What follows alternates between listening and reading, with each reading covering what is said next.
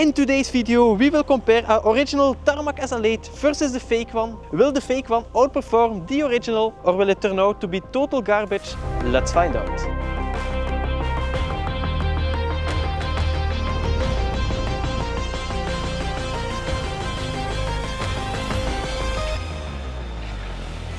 And as a bonus test, I will try to follow a professional peloton with my fake frame. So make sure to watch until the end of the video to find out. The original bike looked incredible and came equipped with the Dura Ace group set and Roval Rapid CLX carbon wheels. While the fake frame looked less refined and came equipped with the Wheeltop electronic group set and CSC carbon wheels. But before we start testing the bikes, let's see how much they weigh.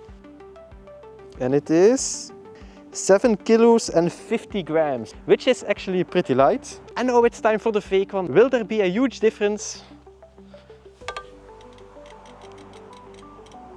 The fake one weighs 8 kilo and 165 grams, which means the original is 1 kilo lighter. And also guys, for the people who paid a lot of attention, when I first built the bike, I had installed the Riro carbon crankset, but I had a lot of issues with it and it kept making creaking sounds.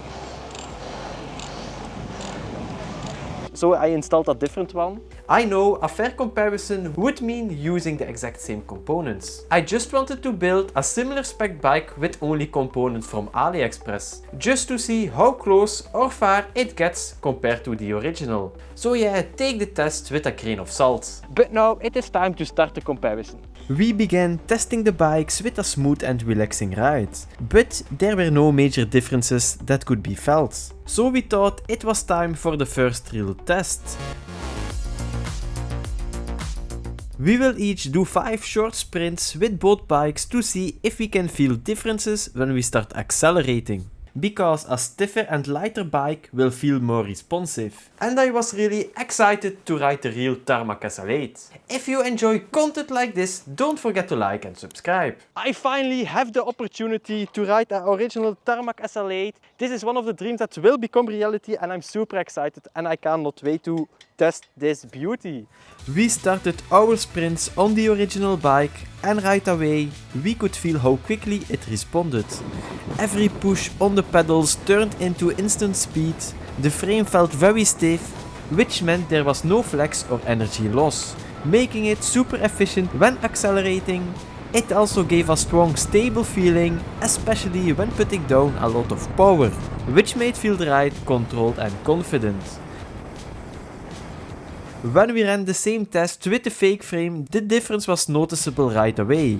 From the first pedal stroke, it was clear that the frame wasn't as stiff or strong, it flexed more under pressure and responded slightly slower, which made the ride feel less direct and efficient. That said, the difference wasn't as dramatic as in my video where I compared a real Trek Madone to a fake one.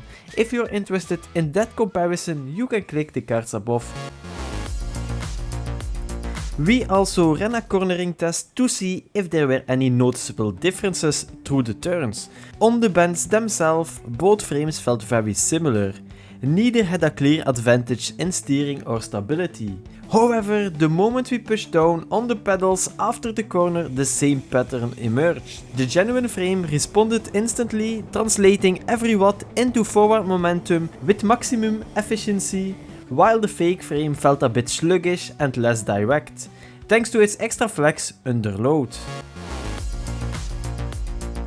For the third test, I wanted to know if there would be a big difference in braking performance between the real and fake SL8. I did a couple of braking runs with the original bike, and honestly, I was super happy with the results.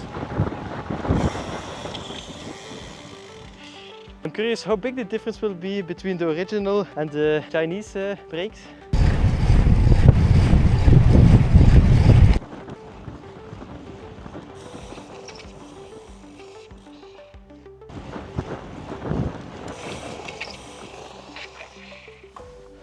I can clearly feel that my braking distance is longer. I don't know if it are the brake calipers itself or maybe the wheels, but it's just noticeable.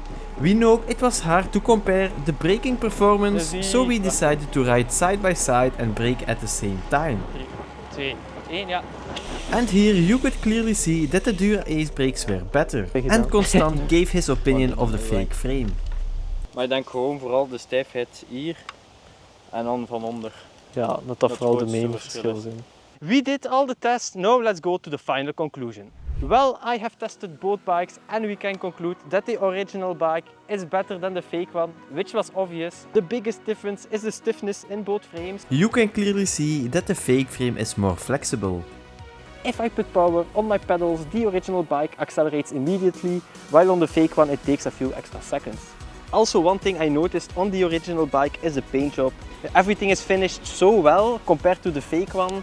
I mean, it's just a piece of art and all the details are so nice, so yeah, this is just an incredible bike.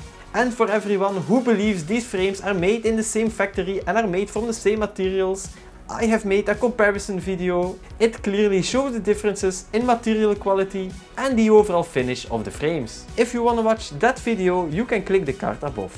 Also, when I'm riding on my fake frames, I never feel 100% safe. There is always a thought in the back of my mind, is this really safe? So I always try to avoid potholes or any rough spots on the road. Also, huge thanks to Constant for making this video possible. He actually built the real Tarmac SL8 on his YouTube channel. Go check it out by clicking the card above. You can also find me on Instagram and TikTok, or you can come hang out on my Discord server. You can share your own stories, ask questions, or just chat with the community. Thanks for watching everyone, stay safe on the roads, live a long and happy life, and I will see you in my next video.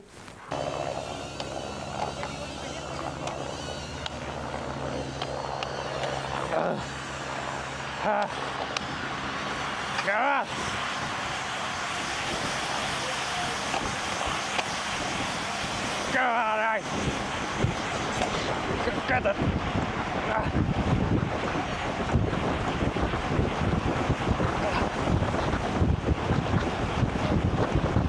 Yeah!